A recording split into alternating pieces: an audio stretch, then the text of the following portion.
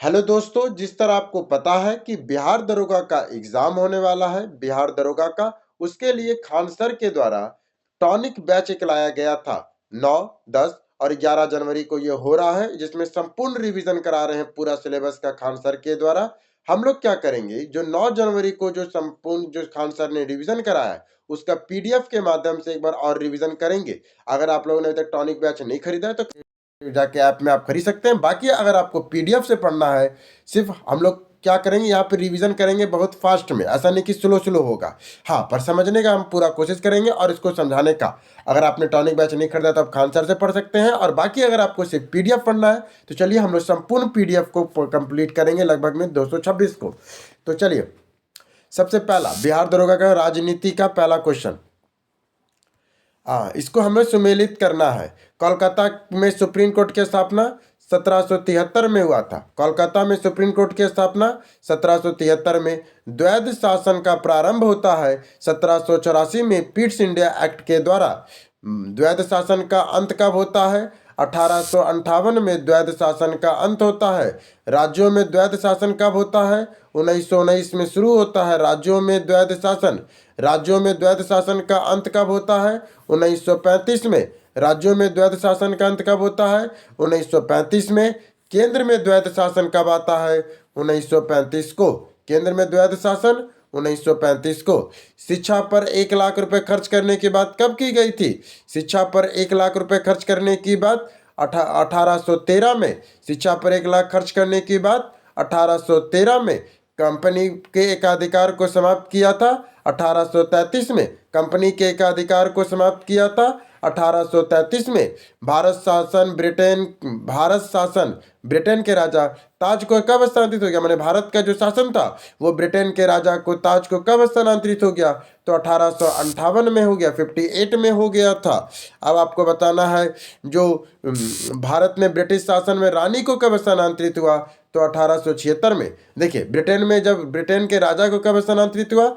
1858 में। पर भारत का शासन ब्रिटेन की रानी को कब स्थानांतरित हुआ? 1876 76 में। अब आपको बताना है विभागीय प्रणाली। विभागीय प्रणाली कब आया? तो ये 1861 में आया। आईपीएस और हाईकोर्ट का यहाँ बात हो रहा है। विभागीय प्रणाली कब आया? तो ये 1861 में आया। और मुस्लिम के लिए पृथक निर्वाचन क्षेत्र, मुस्लिम को पृथक निर्वाचन क्षेत्र दिया गया था 1909 में मार्लो मिल्टो एक्ट के द्वारा। संविधान का ब्लूप्रिंट किसे कहते हैं? तो 1935 के अधिनियम को संविधान का ब्लूप्रिंट कहते हैं। अंतरिम सरकार कब बनी थी? तो कैबिनेट मिशन के तहत बनी थी मार्च 1946 में। इसका शॉर्टकट है काल। जो 3 व्यक्ति आए थे ना, उसको याद करने का शॉर्टकट है काल। अंतरिम सरकार बनी थी कैबिनेट मिशन के लिए मार्च 1946 में। संविधान निर्माण का प्रस्ताव दिया था क्रिप्स मिशन के लिए। संविधान निर्माण का प्रस्ताव दिया था क्रिप्स मिशन के लिए। संविधान सभा में कुल सदस्यों की संख्या कितनी थी? आपसे पूछेगा संविधान सभा में कुल सदस्यों की संख्या कितनी थी? 379। सबसे पहले 379 लोग थे, फिर ये 299 लोग रह गए, जिसमें से 284 पुरुष थे और 15 महिलाएं थी। देख सकते हैं संविधान में कुल महिला सदस्य कितनी थी? तो 15 सदस्य थी। प्रारूप समिति के अध्यक्ष कौन थे? प्रारूप समिति के अध्यक्ष अंबेडकर थे। प्रारूप समिति के अध्यक्ष अंबेडकर थे। संविधान दिवस कब मनाते हैं? तो 26 नवंबर 1949 को मनाते हैं। संविधान दिवस कब मनाते हैं? 26 नवंबर 1949 को मनाते हैं। संविधान की अंतिम बैठक कब हुई थी? तो 24 जनवरी 1950 को हुआ था। संविधान की अंतिम बैठक कब हुई थी? तो 24 जनवरी 1950 को संविधान लागू होता है। 26 जनवरी 1950 को संविधान लागू होता है। संविधान सभा के सलाहकार कौन थे? तो BN राव थे। संविधान सभा के सलाहकार कौन थे? तो BN राव थे। संविधान सभा के अध्यक्ष कौन थे? तो राजेंद्र प्रसाद थे। और BN राव 1935 वर्मा समिति में भी थे।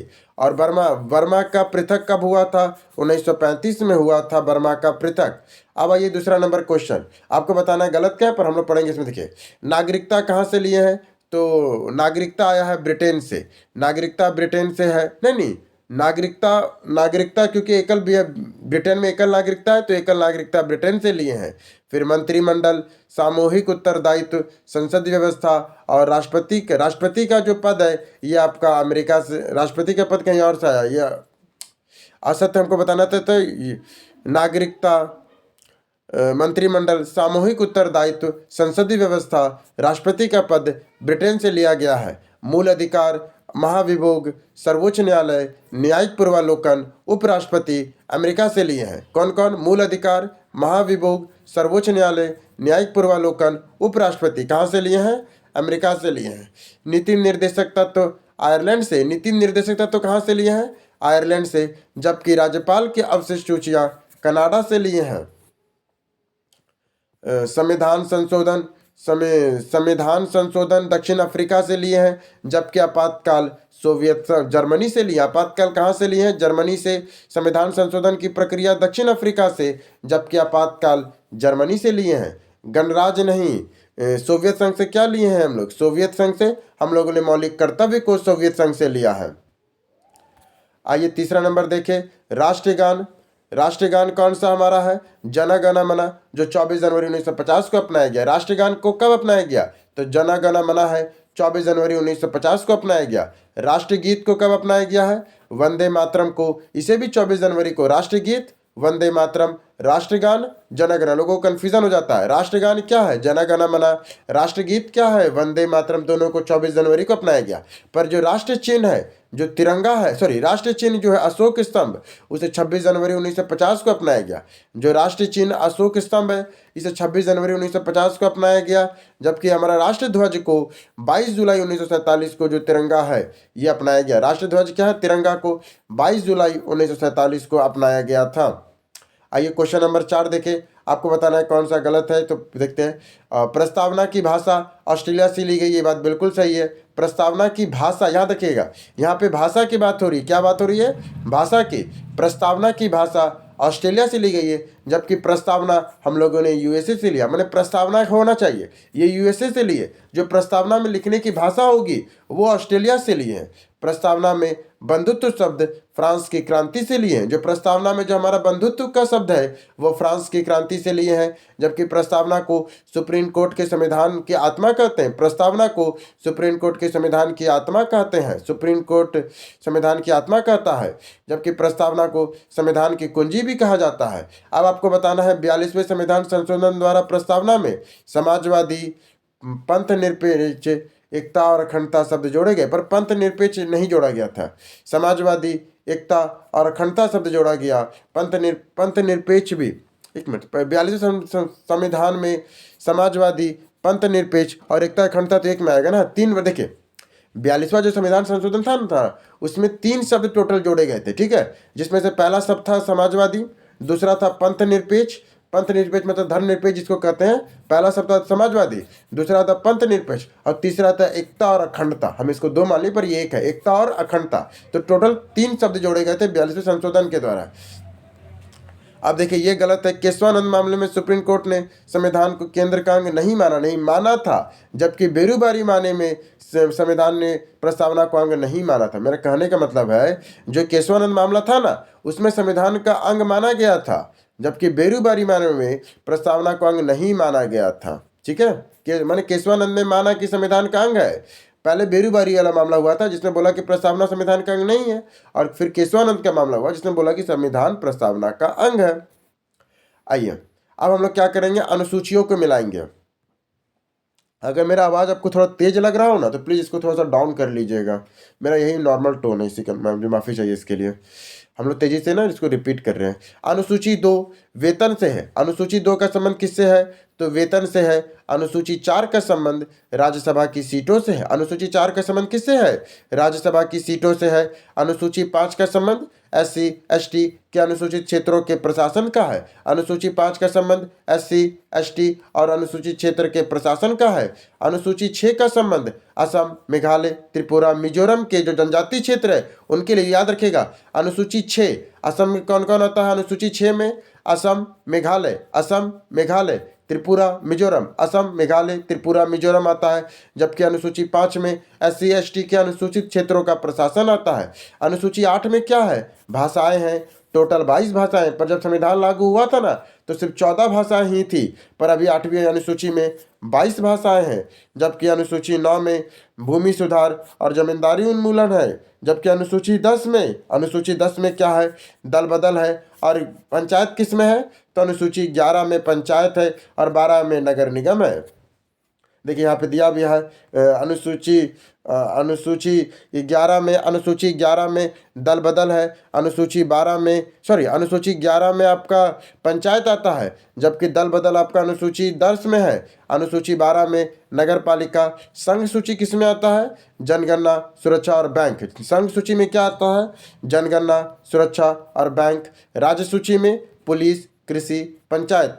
समवर्ती सूची में शिक्षा, जनसंख्या नियंत्रण, नियोजन और मजदूरी संघ आता है। अवशिष्ट सूची में साइबर और अंतरिक्ष आता है। जबकि अनुसूची 3 में शपथ आता है। अनुसूची 3 में क्या आता है, शपथ आता है।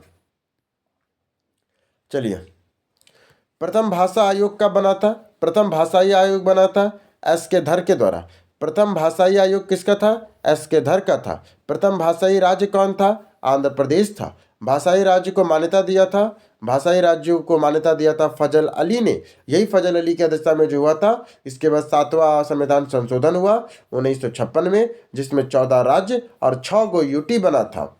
पंजाब का गठन हुआ था शाह आयोग के द्वारा। पंजाब का गठन हुआ था शाह आयोग के द्वारा 1966 में, जिसे पैसू भी कहते हैं। पंजाब, हरियाणा, हिमाचल प्रदेश और चंडीगढ़ को मिलाकर।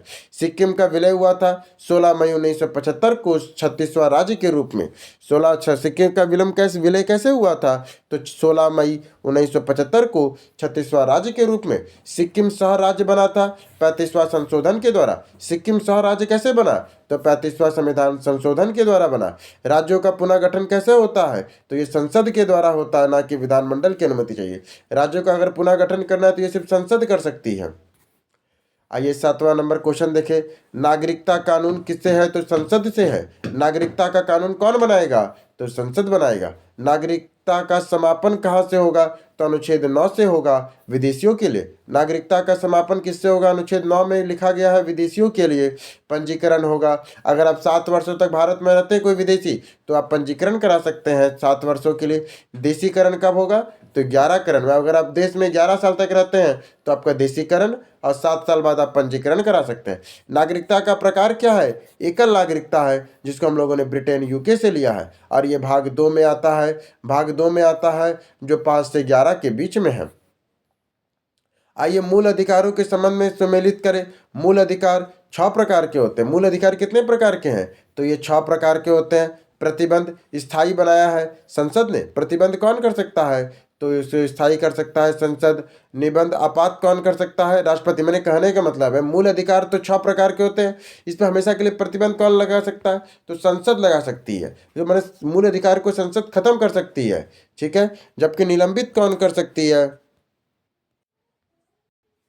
मूल अधिकार कितने प्रकार के हैं, तो मूल अधिकार आपका 6 प्रकार के मूल अधिकार हैं। जबकि इस पर प्रतिबंध कौन कर सकता है, तो संसद प्रतिबंध कर सकती है। कौन कर सकती है प्रतिबंध, संसद इस पर प्रतिबंध कर सकती है। जबकि इसको निलंबित, आपात स्थिति में निलंबित कौन कर सकता है, तो वो राष्ट्रपति कर सकता है। इसका रक्षक कौन है, मूल अधिकारों का रक्षक, तो ये सुप्रीम कोर्ट है आर्टिकल 32 के तहत। हाई कोर्ट है 226 के तहत। आज से पिता कैसे अंत होती है, तो 17 के तहत आज से पिता अंत होती है।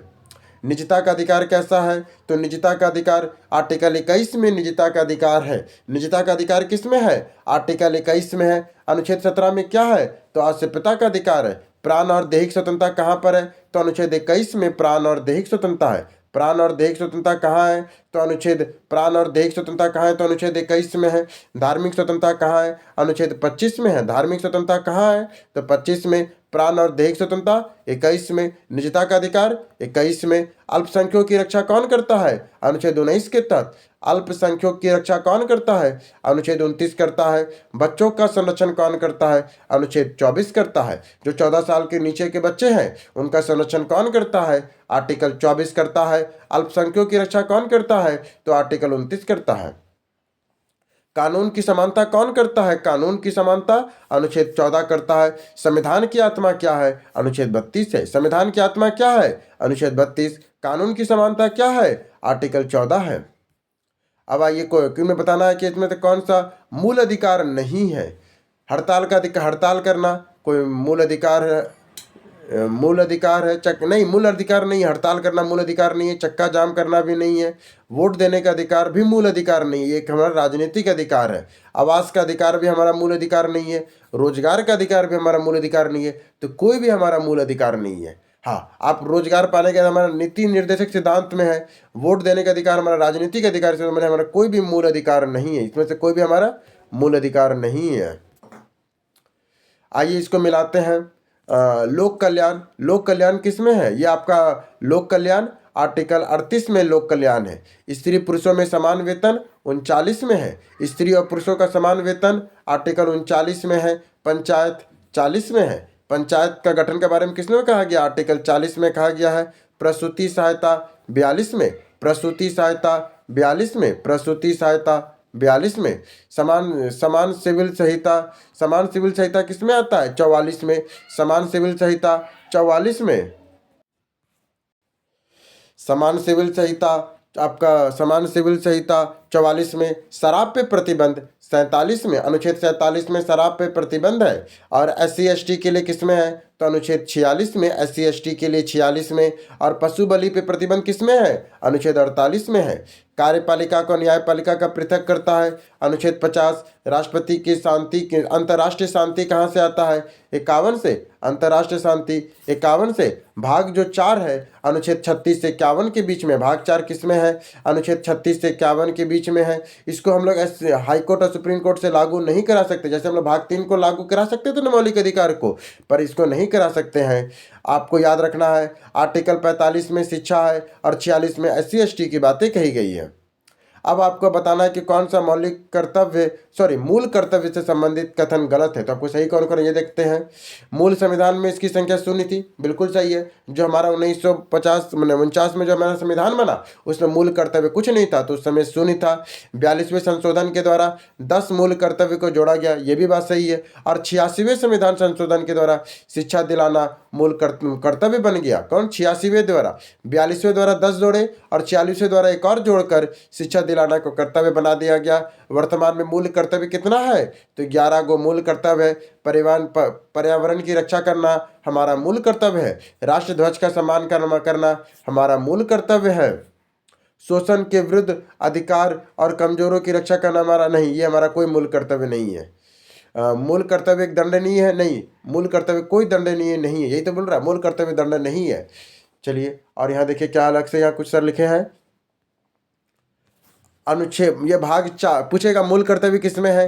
तो भाग 4 का क में है। मूल कर्तव्य किसमें है? भाग 4 का क में है। और 51 का क अनुच्छेद है। भाग कौन सा है? तो 4 का क, अनुच्छेद 51 का क है।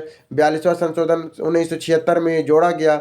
इसमें पहले 0 था, फिर 10 हुआ और 86 के द्वारा ये 11 हो चुका है, जो शिक्षा के लिए जोड़ा गया था 2002 में। आइए 12 नंबर क्वेश्चन देखें। भारत के निर्वाचक प्रणाली में शामिल किया जाता है। भारत राष्ट्रपति को निर्वाचक प्रणाली में शामिल किया जाता है। जो राष्ट्रपति जो होता है उसके निर्वाचक प्रणाली में कौन कौन शामिल होता है? लोकसभा के निर्वाचित सदस्य, राज्यसभा के निर्वाचित सदस्य, याद रखिएगा, विधानसभा के निर्वाचित सदस्य। पर जो विधान परिषद होता है, जैसे बिहार में विधान परिषद है ना, वो लोग शामिल नहीं होता है। उपायुक्त में कौन कौन? लोकसभा, राज्यसभा और विधानसभा। उपायुक्त सभी होगा, और वो भी सिर्फ निर्वाचित लोग होगा, मनोनीत लोग नहीं होगा, ठीक है। जैसे राज्यसभा में 14 और 12 लोग मनोनीत होता है ना, वो लोग को नहीं जोड़ेंगे हम लोग इसमें। सॉरी थोड़ा सा सॉरी। आइए, राष्ट्रपति के रिक्त पद को कितने दिन में भरता है? राष्ट्रपति के जो रिक्त पद को कितने दिन में भरा जाता है? तो 6 महीने के अंदर उसको भरना। जैसे मान लिया कोई राष्ट्रपति है, उसका मृत्यु हो गया या फिर वो अपना पद से इस्तीफा दे दिया, तो उपराष्ट्रपति तो संभालेगा, पर वो पद को भरना पड़ेगा कितने दिन के भीतर? 6 महीने के भीतर भरना होगा। नया राष्ट्रपति, और जो नया राष्ट्रपति आएगा वो अपना पूरा 5 साल का कार्यकाल को करेगा।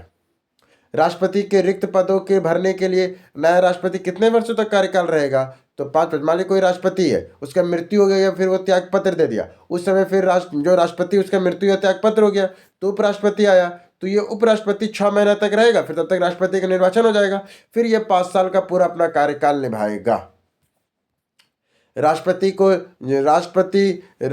को जमानत राशि 15,000 रुपये जब्त कर ली जाती है जब उसे कुल मत का डैश भाग ना मिले तो 1/6%। मान लीजिए, आपको मैं समझाता हूँ। जैसे मान लीजिए राष्ट्रपति का चुनाव होने वाला, ठीक है, तो 3-4 लोग इसमें खड़ा हो गया, ठीक है। अब मान लीजिए सब लोग खड़ा हो गया, मान लीजिए आप भी सोचिए हम भी खड़ा हो जाएंगे, तो कैसे खड़ा हो जाएगा? तो आपको कम से कम जब आप चुनाव लड़ने जाइएगा ना, बोलेगा कि आपको 15,000 रुपये जमा करना होगा। अब 15,000 रुपये जमा किए, जब आपका चुनाव होगा तो 1/6 लोग, जितना मान लीजिए 6 लोग है, तो 6 लोग में 1/6 लोग आपको अगर मत नहीं दिए, 16% लोग आपको मत नहीं मिला, तो आपका जमानत राशि जमा हो जाएगा। यही कहने का मतलब है, ठीक है।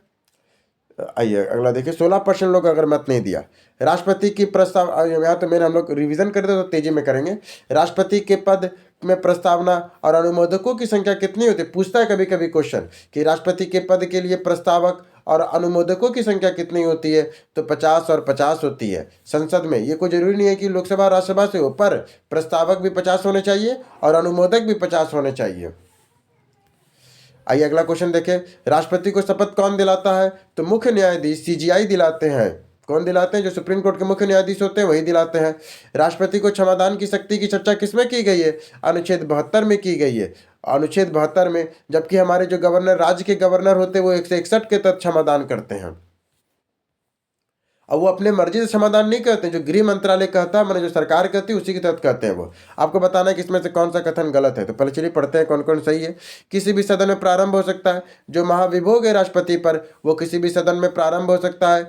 इसे प्रारंभ करने के लिए 1/4 मत की आवश्यकता होती है। ये बात बिल्कुल सही है। अगर इसको आपको प्रारंभ करना है महाभिभोग को, तो आपको 1/4 मत की आवश्यकता, प्रारंभ करने के लिए, खत्म नहीं, ये प्रारंभ करने के लिए 1/4 मत की आवश्यकता होती है। इसे पारित करने के लिए 2/3 मत की आवश्यकता, अगर इसे पारित करने के लिए कितना वोट चाहिए? तो 2/3 मत की आवश्यकता होती है। दूसरे सदन में भेजने के 14 दिन पूर्व इसकी सूचना राष्ट्रपति को दी जाएगी। मान लीजिए एक सदन पास कर गया, अब दूसरा सदन भेज रहे हैं, तो इसके पहले, भेजने से पहले 14 दिन पहले आपको 14 दिन का गैप देना होगा, राष्ट्रपति को बताना होगा। दूसरे सदन में भेजने से 14 दिन पूर्व इसकी सूचना राष्ट्रपति को दी जाएगी। महाभिभोग की प्रक्रिया अनुच्छेद 61 में है। महाभिभोग की प्रक्रिया किसमें है? अनुच्छेद 61 में है। इसे अमेरिका से लिया गया है। कहाँ से लिया गया है? अमेरिका से लिया गया है। राजेंद्र प्रसाद में महाभिभोग की प्रक्रिया पर यह बात बिल्कुल गलत है। आज तक हमारे देश में किसी राष्ट्रपति पे महाभिभोग की प्रक्रिया शुरू नहीं। और एक बात आप याद रखिएगा, एकमात्र राष्ट्रपति हमारे राजेंद्र प्रसाद जी हैं जिनको 2 बार राष्ट्रपति रहे, बाकी सब राष्ट्रपति एक ही बार रहे हैं। एक निर्वाचित संविधान सभा द्वारा सर्वप्रथम भारत का संविधान का निर्माण करने का प्रस्ताव दिया गया था। तो ब्रिटिश कैबिनेट डेलीगेशन के द्वारा, क्या बोल रहा है? एक निर्वाचित संविधान सभा, कौन सा? एक निर्वाचित संविधान सभा के सर्वप्रथम भारत के संविधान का निर्माण करने का प्रस्ताव किसने दिया था? तो ब्रिटिश कैबिनेट के डेलीगेशन द्वारा, जो कैबिनेट मिशन आया था ना, उसी ने दिया था। ये 1976 में, मार्च 1946 में। अब आइए क्वेश्चन नंबर 21 देखें, कौन सा सुमेलित नहीं है? तो कौन कौन है? देशी रियासत और समझौता समिति डॉक्टर राजेंद्र प्रसाद का है। संघ शक्ति समिति जवाहरलाल नेहरू का है। कार्य संचालन समिति HC मुखर्जी का है। सर्वोच्च न्यायालय की समिति पट्टी सीतमरैया है।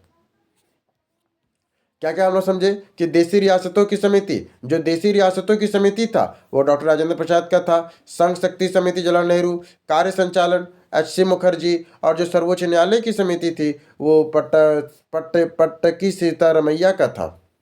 आइए अगला क्वेश्चन देखें, संविधान में संशोधन की पद्धति कहाँ से लिए है? तो दक्षिण अफ्रीका से लिए। जो संविधान में संशोधन करते वो पद्धति लिए दक्षिण अफ्रीका से। संशोधन कहाँ से होता है? भाग 20 में है ये, और 368वें संविधान संशोधन होता है। 368 नंबर में है भाग, अनुच्छेद है ये। प्रस्तावना की भाषा कहाँ से लिए हैं? ऑस्ट्रेलिया से। न्यायिक पूर्वालोकन का सिद्धांत कहाँ से लिए हैं? USA से लिए हैं, और ये अनुच्छेद 137 में है। न्यायिक पूर्वालोकन किस में है? 137 में है। न्यायिक पूर्वालोकन का सिद्धांत किस में है? USA में। आपात उपबंध कौन सा है? तो जर्मनी का आपात उपबंध लिए। कहाँ से लिए हैं? जर्मनी से। फ्रांस से तो हम लोग बंधुत्ता को लिए हैं। अब आइए अनुच्छेद को मिलाते हैं। राष्ट्रपति का निर्वाचन 54 में है। राष्ट्रपति का निर्वाचन 54 में है। राष्ट्रपति का कोटा 55 में है। निर्वाचन 55, कोटा राष्ट्रपति का निर्वाचन 54 में है। राष्ट्रपति का कोटा 55 में है। राष्ट्रपति के पद के रिक्त होना 62 में है। राष्ट्रपति के पद का रिक्त होना किसमें है? 62 में है। राष्ट्रपति को क्षमादान की शक्ति 72 में है। संघ की कार्यपालिका 73 में है। केंद्र सरकार के संचालन 77 में है। संघ की कार्यपालिका 73 में और केंद्र सरकार के कार्यों का संचालन 77 के तहत करता है। लोकसभा की चर्चा 81 में है। लोकसभा की चर्चा 81 में है। सत्र को आहूत या सत्रवान की चर्चा 85 में है। राष्ट्रपति करता है। सत्र को आहूत या सत्रवान की चर्चा 85 में है और राष्ट्रपति करता है। फिर आता है राष्ट्रपति का अभिभाषण। राष्ट्रपति का अभिभाषण 87 में। राष्ट्रपति जो भाषण देता है ना उसे अभिभाषण कहते हैं। राष्ट्रपति जो अभिभाषण देता है वो 87 में है और राष्ट्रपति पुनर्विचार के लिए नहीं लौटा सकता है धन विधेयक को, क्योंकि धन विधेयक को राष्ट्रपति पुनर्विचार के लिए नहीं लौटा सकता। एक बार पास हो गया तो राष्ट्रपति को करना पड़ेगा। आपको बताना है निम्नलिखित में से कौन सी भारतीय संविधान की विशेषता नहीं है। तो कौन कौन भारतीय संविधान की विशेषता है? हम लोग का संसदात्मक है, सही बात है। हम लोग का न्यायिक स्वतंत्रता है, ये भी बात है। स्वतंत्र न्यायपालिका, ये भी बात बिल्कुल सही है। संगठनात्मक सरकार है, स्टेट और सेंट्रल है, ये भी बात सही है। हम लोग का अध्याचात्मक नहीं है। अध्याचात्मक आपको यूएसए में मिलेगा, जैसे डोनाल्ड ट्रंप। अब आइए, शून्यकाल संसदीय व्यवस्था किस देश की देन है? जो शून्यकाल हम लोग जो पढ़ते हैं ये संसदीय व्यवस्था की किस देश की देन है? हम लोगों ने दिया था, ये भारत ने दिया था। 11 से 12 प्रश्नकाल होता है और 12 से जो 1 है इसे शून्यकाल कहते हैं। पूछेगा शून्यकाल का समय क्या है, तो 12 से 1 है और 11 से 12 क्या है? ये प्रश्नकाल है। 11 से 12 ये प्रश्नकाल है। भारतीय संविधान का प्रथम अनुच्छेद के अनुसार भारत क्या है? राज्यों का संघ या यूनियन है। भारतीय संविधान के अनुसार प्रथम अनुच्छेद क्या कहता है? राज्यों का या संघ या यूनियन है। क्या हम लोग? राज्यों का संघ या यूनियन है। हम लोग संघ यूनियन है। 27 नंबर क्वेश्चन देखिए। सॉरी, भारतीय क्या हो रहा है यार, इसको नहीं इधर रखते हैं, बार बार चुका जा रहा है। भारतीय नागरिकता नहीं प्राप्त की जा सकती है, जन्म से तो प्राप्त कर ही सकते हैं। देखो, भारतीय नागरिकता प्राप्त नहीं की जा सकती है, जन्म के द्वारा प्राप्त कर सकते हैं। देशीकरण 11 साल में रहने के बाद हमारा देशीकरण हो जाता है। भूभाग को सम्मिलित करके, जैसे हमने सिक्किम को अर्जित किए थे, वहाँ के लोगों को नागरिकता दिए ना, तो भूभाग को सम्मिलित करके द्वारा भी होता है। पर भारतीय बैंकों के जमा करके नहीं, पैसा जमा करके आप यहाँ पे नागरिकता नहीं ले सकते, ये सब अमेरिका में होता है। आइए, संवैधानिक और संवैधानिक निकाय कौन कौन है? जैसे निर्वाचन आयोग 324 में है। निर्वाचन आयोग अनुच्छेद 324 में। वित्त आयोग 280 में। नियंत्रक के महालेखा परीक्षक कैग कितना में आता है? तो कैग आता है आपका 76 में। एक मिनट, 148 वही बोले क्या? नियंत्रक के महालेखा परीक्षक कैग किस में आता है? 148 में। भारत के महान्यायवादी 76 में। भारत के महान्यायवादी किस में आते हैं? तो ये 76 में आते हैं, 76 में आते हैं महान्यायवादी। और राज्य के महाधिवक्ता किस में आते हैं? 165 में। राज्य के महाधिवक्ता किस में आते हैं? 165 में। संघ लोक सेवा आयोग किस में आता है? संघ लोक सेवा आयोग यूपीएससी 315 में आता है। राष्ट्रीय विकास परिषद एनडीसी ये एक संवैधानिक संस्था जो 6 अगस्त 1952 को बना था। योजना आयोग या नीति आयोग ये संवैधानितर संस्था है। माने समझिए, जो संविधान के बिना सिर्फ एक ऑर्डर से बना दिया गया उसे ही हम लोग संविधानोत्तर कहते हैं। जैसे आपका राष्ट्रीय विकास परिषद है, इसे 6 अगस्त 1952 को बनाया गया। योजना आयोग जो 15 मार्च 1950 को। नीति आयोग 1 जनवरी 2015 को बनाया गया है। ये सब संविधानोत्तर संस्था, ये संविधान में कोई जिक्र नहीं है। 1909 में इंडियन काउंसिल एक्ट किस बात की व्यवस्था की गई है? तो 1935 में जो इंडियन काउंसिल एक्ट में किस बात की व्यवस्था की गई है? तो किसकी बात की व्यवस्था की गई है? इसमें संविधान सांप्रदायिक प्रतिनिधि की बात की गई। किसकी बात की गई है? सांप्रदायिक प्रतिनिधि की। 1909 के जो इंडियन काउंसिल एक्ट था, इसमें किस बात? 1909 है ना, जिसको मार्ले मिल्टो सुधार भी कहते हैं। इसमें सांप्रदायिक प्रतिनिधित्व था, जो मुसलमानों को अलग से प्रतिनिधित्व दिया गया था। सांप्रदायिक प्रतिनिधित्व, मार्ले मिल्टो सुधार 1909 में। द्वैत शासन कब आया था? 1919 में। संघ व्यवस्था कब आई थी? 1935 में। प्रांतीय व्यवस्था आई थी, फिर अलग से एक प्रांतीय व्यवस्था था। पूछेगा 1909 में इंडियन काउंसिल एक्ट में किस बात की व्यवस्था की गई थी? सांप्रदायिक निर्वाचन की। संघ कार्यपालिका की व्याख्या संविधान की संघ कार्यपालिका की व्याख्या संविधान के किस भाग में की गई है? तो संघ कार्यपालिका किसमें है? तो भाग 5 में है संघ, जिसमें 52 से लेकर 151 तक होता है। ये 52 से लेकर 151 तक होता है। भाग 2 में क्या है? तो नागरिकता है। भाग 3 में क्या है? तो मूल अधिकार है। भाग 4 में क्या है? तो हमारा नीति निर्देशक सिद्धांत डीपीएसपी है। आपको बताना है किस अनुच्छेद के तहत संसद को नागरिकता के संबंध में कानून बनाने का अधिकार प्रदान कर दिया गया। तो अनुच्छेद 11 में है, जिसमें बताया गया है संसद यह काम करेगा, वो भी संसद का गृह मंत्रालय। आपको नागरिकता संबंधी कानून कौन बनाएगा? तो अनुच्छेद 11 में बोला गया है संसद बनाएगा गृह मंत्रालय के तहत। आपको बताना है कौन सा सुमेलित यहाँ करना है, तो चलिए सुमेलित करते हैं। राष्ट्रपति और उपराष्ट्रपति के निर्वाचन संबंधी विवाद कौन देखेगा? सुप्रीम कोर्ट देखेगा। मंत्रिपरिषद और मंडल का अध्यक्ष कौन होगा? तो हमारे प्रधानमंत्री जी होंगे। मंत्री व्यक्तिगत रूप से किसके प्रति उत्तरदायी होंगे? तो राष्ट्रपति के प्रति। और पार्लियामेंट शब्द किसने कहाँ कहा है? तो फ्रेंच से पार्लियामेंट शब्द आया है। इसके बाद संसद की जननी किसे कहते हैं? तो ब्रिटेन को संसद की जननी कहते हैं। और राज्यसभा के सदस्यों की अधिकतम संख्या कितनी हो सकती है? 250 हो सकती है। और विधानसभा में अधिकतम कितने हो सकती है? तो 500 हो सकती है। राज्यसभा के लिए कितना है? 250। और ये विधानसभा जो राज्यों का जो विधान परिषद सदस्य है ना, विधानसभा, उसमें अधिकतम 500 सदस्य ही हो सकते हैं। प्रकलन समिति के सदस्यों की संख्या कितनी होती है? 30 होती है लोकसभा से। प्रकलन समिति के सदस्यों की संख्या 30 होती है लोकसभा से। लोक लेखा समिति के सदस्यों की संख्या 22 होती है। देखिए, जो प्रकलन समिति बनता है ना, उसमें सिर्फ लोकसभा का लोग होता है, वो भी सिर्फ 30। जबकि लोक लेखा समिति जो बनता है उसमें टोटल 22 लोग होता है, जिसमें से लोकसभा के 15 और राज्यसभा के 7 लोग होते हैं। विवादित विधेयक पर जांच प्रवर समिति करती है। विवादित विधेयक पर जांच कौन करती है? तो प्रवर समिति करती है। बजट द्वारा निकाले गए धन की जांच लोक लेखा समिति करती है। बजट द्वारा निकाले गए धन की जांच कौन करता है? तो लोक लेखा समिति करती है। और संयुक्त अधिवेशन की अध्यक्षता कौन करता है? लोकसभा अध्यक्ष करता है। संयुक्त अधिवेशन की अध्यक्षता कौन करता है? लोकसभा अध्यक्ष करता है। राष्ट्रीय विकास परिषद का सदस्य कौन है? तो मुख्यमंत्री है। राष्ट्रीय विकास परिषद का सदस्य कौन है? मुख्यमंत्री है। राज्य कार्यपालिका का प्रधान कौन है? तो वो राज्यपाल है। वोट देने का अधिकार क्या है? तो राजनीतिक अधिकार है। और चुनाव आयोग 324 किसमें है? तो ये संवैधानिक पद है। भारतीय संविधान के उद्देशिका में कितने प्रकार के न्याय की व्यवस्था की गई है? तो 3 प्रकार के न्याय, सामाजिक न्याय, आर्थिक न्याय और राजनीतिक न्याय। कितने प्रकार की न्याय की बात कही गई है? तो 3 प्रकार की न्याय होगी। सामाजिक न्याय होगा, आर्थिक न्याय होगा और राजनीतिक न्याय होगा। और स्वतंत्रता का बात कहेगा तो हमें 5 तरह की स्वतंत्रता है। विचार की स्वतंत्रता है, अभिव्यक्ति की स्वतंत्रता है, विश्वास की स्वतंत्रता है, धर्म की स्वतंत्रता है और उपासना की स्वतंत्रता है। हमें न्याय कितना है? तो 3 न्याय है, सामाजिक है, आर्थिक है, राजनीतिक है। स्वतंत्रता कितनी है?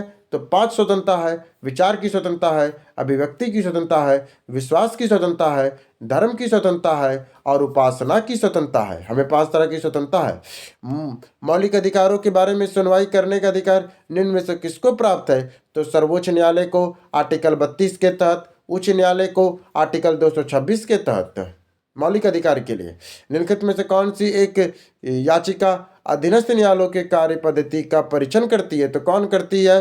तो वो करता है उत्प्रेषण के लिए। कौन सा एक याचिका अधीनस्थ न्यायालयों के कार्य पद्धति का परीक्षण करती है? तो उत्प्रेषण से होता है। अधिकार परीक्षा क्या है? मतलब अधिकारों के बारे में पूछना। परमादेश क्या है? हम आदेश देते हैं। बंदी प्रत्यक्षीकरण क्या है? तो किसी को सशरीर लाओ। पर यहाँ क्या है? याचिका अधीनस्थ न्यायालय की कार्य पद्धति का परीक्षण। मान ली कोई सिविल कोर्ट है, माने कोई जिला का सिविल कोर्ट, वो ढंग से कार्य किया कि नहीं किया, ये ऊपर का हाईकोर्ट पूछ सकता है, उसी को उत्प्रेषण कहते हैं। परमादेश क्या होता है? हम आदेश देते हैं, ये परमादेश है। अधिकार परीक्षा क्या है? यह अधिकार पूछा जाता है कि तुम ये किस अधिकार से कर रहे हो। अब बंदी प्रत्यक्षीकरण क्या है? कि मान ली किसी को कोई किडनैप कर लिया पुलिस वाला, तो उसको बोलेगा तुम लेके आओ, तो सशरीर लेकर आओ, उसे कहते हैं बंदी प्रत्यक्षीकरण। अब आ जाइए क्वेश्चन नंबर 36। इसमें समिति और उसके उद्देश्य बताना है कि कौन कौन था। सबसे पहला है सहकारी आयोग, केंद्र और राज्यों के संबंध के लिए। सहकारी आयोग किसके लिए है? तो केंद्र और राज्यों के संबंध के लिए। लोक लेखा समिति सरकारी खर्चों की जांच करती है। 22 सदस्य होते हैं लोक लेखा समिति में, जिसमें लोकसभा के 15 और राज्यसभा के 7 सदस्य होते हैं। प्रकलन समिति क्या है? तो ये बजट अनुमानों की जांच करता है, इसमें 30 सदस्य होते हैं। और इसके सब के सब लोकसभा के होते हैं, जो प्रकलन समिति होता है। जबकि बलवंत राव मेहता समिति किसका था? तो ये त्रिस्तरीय पंचायतों के लिए आए थे। इसको याद करने का एक तरीका है, बलवंत राय मेहता, 3 व्यक्ति है तो 3 स्तरीय होगा। फिर आता अशोक मेहता। अशोक मेहता 2 स्तरीय पंचायत के लिए थे, अशोक मेहता 2 है तो 2 स्तरीय कर देंगे। फिर आता शाह आयोग, राज्यों के पुनर्गठन के लिए शाह आयोग बना था, मेन ये पंजाब के लिए बना था 1966 में।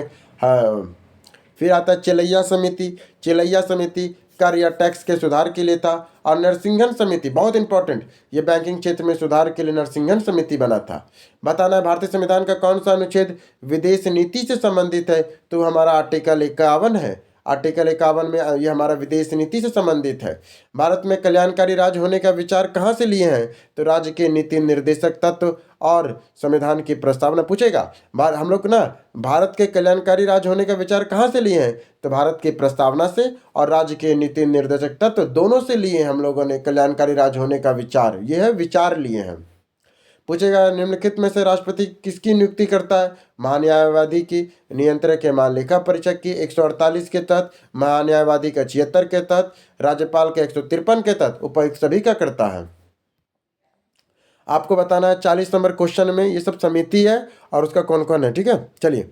द्विस्तरीय समिति 2 स्तर है तो याद रखिए, त्रिस्तरीय समिति, त्रिस्तरीय समिति बलवंत राय मेहता 3 आदमी, 2 स्तरीय समिति अशोक मेहता, 2 स्तरीय समिति अशोक मेहता। फिर आता है पंचायतों को संवैधानिक दर्जा देने की बात कौन किया? तो 73वां संविधान संशोधन 24 अप्रैल 1993 को यह लागू भी हो जाता है। फिर आता है मुखिया अपना त्याग पत्र किसको देगा? तो जिला पंचायत पदाधिकारी को देगा। पंचायत स्तर में चुनाव कौन कराता है? राज्य निर्वाचन आयोग कराता है। पंचायत स्तर पर चुनाव कौन कराता है? राज्य निर्वाचन आयोग कराता है। पंचायती राज का उद्देश्य क्या है? सत्ता का विकेंद्रीकरण। पंचायती राज का उद्देश्य क्या है? सत्ता का विकेंद्रीकरण। फिर आपको बताना है कि पंचायत की चर्चा कहाँ की गई है? अनुच्छेद 243 में भाग 9 में की गई है। पंचायत समिति की गणपूर्ति 1/2 होती है। पंचायत समितियों की गणपूर्ति कितना है? 1/2 है। नगर पालिका की चर्चा भाग 9 के क में है। नगर पालिका की चर्चा किस में है? नगर पालिका की चर्चा भाग 9 का क में और 12वीं अनुसूची में है। जबकि SC/ST के प्रशासन भाग 10 में अनुच्छेद 244 में है। भारत में राष्ट्रपति का चुनाव किया जाता है अनुपातिक मत प्रणाली के द्वारा और एकल संक्रमण मत प्रणाली के द्वारा। भारत में राष्ट्रपति का चुनाव कैसे होता है? पहला होता है वो अनुपातिक मत प्रणाली के द्वारा और एकल संक्रमण मत प्रणाली के द्वारा होता है। भारत निम्नलिखित में से कौन सी भारत के राष्ट्रपति को वीटो की शक्ति है? तो उसे पॉकेट वीटो है, निलंबित वीटो है, पर पूर्ण वीटो उसको प्राप्त नहीं है। पूर्ण वीटो में वो सिर्फ एक बार लौटा सकता है, वो किसी तरह कोई विधेयक को पूरी तरह से खत्म नहीं कर सकता है वो, इसलिए उसके पास पॉकेट वीटो है, निलंबित वीटो है।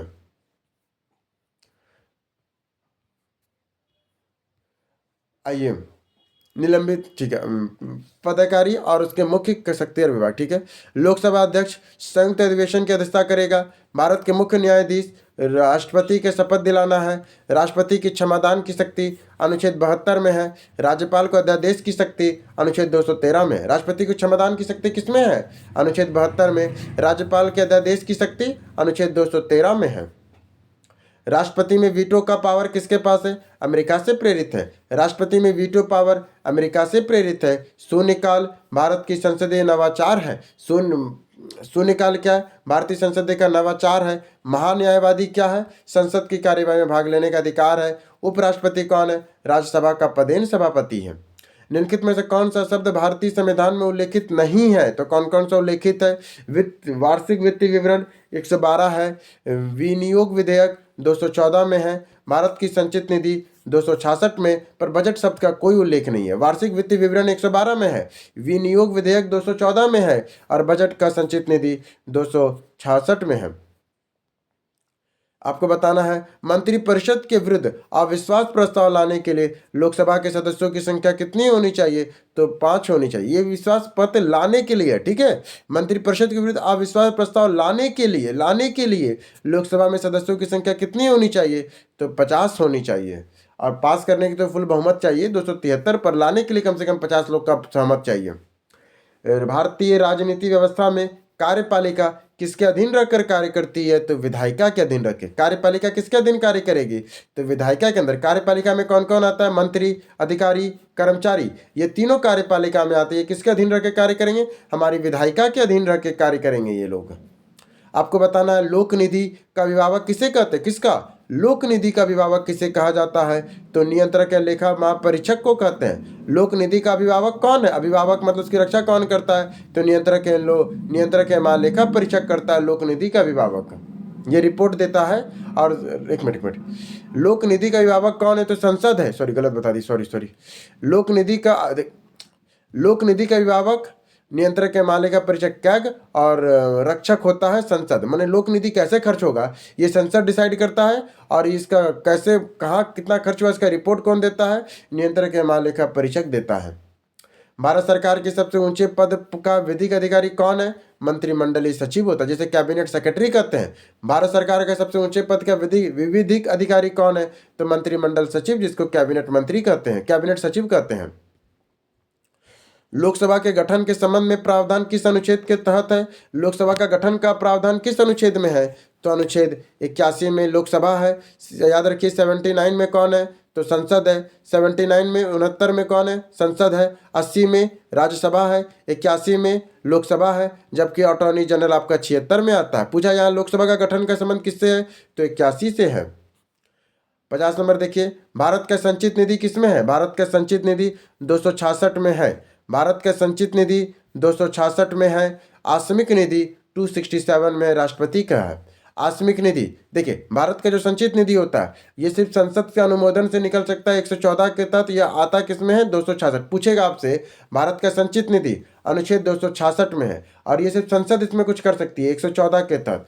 जबकि जो आकस्मिक निधि है वो 267 के तहत आता है, जो राष्ट्रपति कर सकता है। जो पैसे का खर्चा कौन कर सकता है? राष्ट्रपति। आकस्मिक निधि, आकस्मिक मतलब अचानक आया खर्चा, तो 267 राष्ट्रपति कर सकता है। संचित निधि 266 है, संसद कर सकता है। विशेष राज्य का दर्जा किसमें है? तो 275 में है। विशेष राज्य का दर्जा किसमें है? 275 में है। वित्त आयोग 280 में है। अखिल भारतीय सेवाओं का सृजन 312 में। जो IAS IPS आप लोग देखते हैं ना, वो अखिल भारतीय का सृजन किससे होता है? अनुच्छेद 312 से। और संघ लोक सेवा आयोग 315 में संघ लोक सेवा आयोग है। चुनाव आयोग की चर्चा किसमें है? तो 324 में चुनाव आयोग है। लोकसभा में SC ST सीटों का आरक्षण 330 में है। राष्ट्रपति द्वारा SC क्षेत्र घोषित करना, मैंने शेड्यूल कास्ट का जो क्षेत्र घोषित कौन कर सकता है? तो 341 हो सकता है। राष्ट्रपति द्वारा SC घोषित किसे करे? मैंने जो कोई जाति SC है कि नहीं है, वो राष्ट्रपति किसके तहत घोषित करता है? तो अनुच्छेद 341 के तहत करता है। संघ की राजभाषा हिंदी होगी, अनुच्छेद 343। संघ की राजभाषा क्या होगी? तो हिंदी होगी। राजभाषा याद रखिएगा, ये राजभाषा है। 343 मैंने 4 फंस गया 2 3 के बीच में। 343 343। राजभाषा आयोग किसमें है? तो 349 में। राजभाषा का जो आयोग बनेगा वो 349 में बनेगा। और संसद द्वारा राज्य सूची के विषय में कानून बना सकते हैं 249 के तहत। जो संसद है जो राज्य सूची के विषय में कानून कैसे बना सकती है? तो वो बना सकती है 249 के तहत। कैसे बना सकती है? तो 249 के तहत बना सकती है। आपको बताना है कि कौन सा इसमें गलत है। ठीक है, गलत कौन है आपको ये बताना है। गोवा के 1987 में पूर्ण राज्य का दर्जा प्राप्त हुआ। गोवा को 1987 में पूर्ण राज्य का दर्जा प्राप्त हुआ। दीव खंबात की खाड़ी एक टापू है। दीव या खंबात की खाड़ी एक टापू है। दमन और दीव को भारतीय संविधान के 76वें संशोधन द्वारा गोवा से अलग किया गया। दीव और दमन को भारतीय संविधान की 56 फिर से करते हैं। गोवा को 1987 में पूर्ण राज्य का दर्जा दिया गया। दीव को खंबात की खाड़ी का एक द्वीप है। और दमन और दीव को भारतीय संविधान के 56वें संशोधन के द्वारा गोवा से अलग किया गया था। और दादर और नगर हवेली 1954 तक फ्रांसीसी औपनिवेशिक शासन के अंतर्गत था। 61 तक पुर्तगाली, 54 तक ये फ्रांसीसी औपनिवेशिक नहीं, ये गलत है ये, क्योंकि फ्रांसीसी नहीं था यहाँ पे। 19 समझ गए। दादर और नगर हवेली 1961, ये बात गलत है। दादर और नगर हवेली 1961 तक पुर्तगाली उपनिवेश के अंतर्गत था। आपको मिलाना है अनुच्छेद। ठीक है, राष्ट्रीय आपातकाल अनुच्छेद 352 में है। राष्ट्रीय आपातकाल किसमें है? अनुच्छेद 352 में है। राष्ट्रपति शासन 356 में है, इसे राजकीय आपात भी कहते हैं। जबकि आपातकाल, वित्तीय आपातकाल 360 में आता है। 368 में तो दक्षिण अफ्रीका से लिए संविधान संशोधन के लिए है। भारत देखिए, संविधान संशोधन की प्रक्रिया 368 में है। संविधान संशोधन की प्रक्रिया ऊपर पढ़े थे ना, 368 में है, जो हम लोग लिए हैं दक्षिण अफ्रीका से लिए हैं। अफसर की समानता नौकरी किसमें है, तो अनुच्छेद 16 में है। अफसर की समानता नौकरी किसमें है, अफसर की समानता नौकरी के लिए अनुच्छेद 16 में है। उपलब्धियों का अंत अनुच्छेद 18 करता है। अंतर्राज्यीय परिषद अनुच्छेद 263 है। अंतर्राज्यीय परिषद किसमें है, अनुच्छेद 263 263 में है। और अखिल भारतीय सेवाओं का सृजन अनुच्छेद 312 में होता है। अखिल भारतीय सेवाओं का सृजन अनुच्छेद 312 में होता है। आपको बताना है भारतीय संविधान के अंतर्गत निम्नलिखित अधिकारों में कौन सा एक अधिकार सभी व्यक्तियों को प्राप्त है। आज कौन सा अधिकार है जो सभी व्यक्तियों को प्राप्त है, तो विधि के समान संरक्षण आर्टिकल 14 सभी को प्राप्त है। भेदभाव के विरुद्ध अधिकार 15, ये विदेशियों को भेदभाव के विरुद्ध अधिकार 15, और स्वतंत्रता का अधिकार भी सबको प्राप्त है। संस्कृति और संरक्षण का अधिकार 29, संरक्षण और संस्कृति का अधिकार संरक्षण ये सिर्फ हम लोग को प्राप्त है। ओनली इंडियन को कौन कौन प्राप्त है, ये देखिए, जो सिर्फ हम ही लोग को प्राप्त है और किसी को प्राप्त, विदेशी को नहीं मिलेगा। आर्टिकल 15, भेदभाव के विरुद्ध अधिकार सिर्फ हमको मिला, विदेशियों के साथ हम लोग भेदभाव कर सकते हैं। आर्टिकल 16, जो नौकरी का अवसर देता है सिर्फ हम लोग को मिला है। आर्टिकल 19, स्वतंत्रता का अधिकार, बोलने का अधिकार सिर्फ हम लोग को मिला, विदेशी को नहीं मिला। कोई आके थोड़ा अमेरिकी हम लोग को कुछ बोल देगा, ऐसा नहीं चलता है। 19, 29, जो हमारे अल्पसंख्यक लोग हैं उनको संस्कृति का संरक्षण के लिए 29 है और 30 है। तो 15, 16, 19, 29, 30 सिर्फ हम लोग को प्राप्त है और बाकी सब लोग बाहरी को भी मिला है। तो आर्टिकल जो 14 है विधि के समान संरक्षण, ये विदेशी व्यक्ति को भी मिलेगा, मानिए सबको मिल जाएगा। भारत के संविधान के अनुसार निम्नलिखित में से कौन सा देश शासन के लिए आधारभूत है, तो क्या लिखा, भारतीय संविधान के अनुसार कौन सा देश शासन के लिए आधारभूत है, तो वो है राज्य के नीति निर्देशक तत्व। भाग 4 डीपीएसपी 36 से 51 तक है, यह देश के शासन के लिए एक आधारभूत होता है। आपको बताना है, सुमेलित करना है इसको, ठीक है।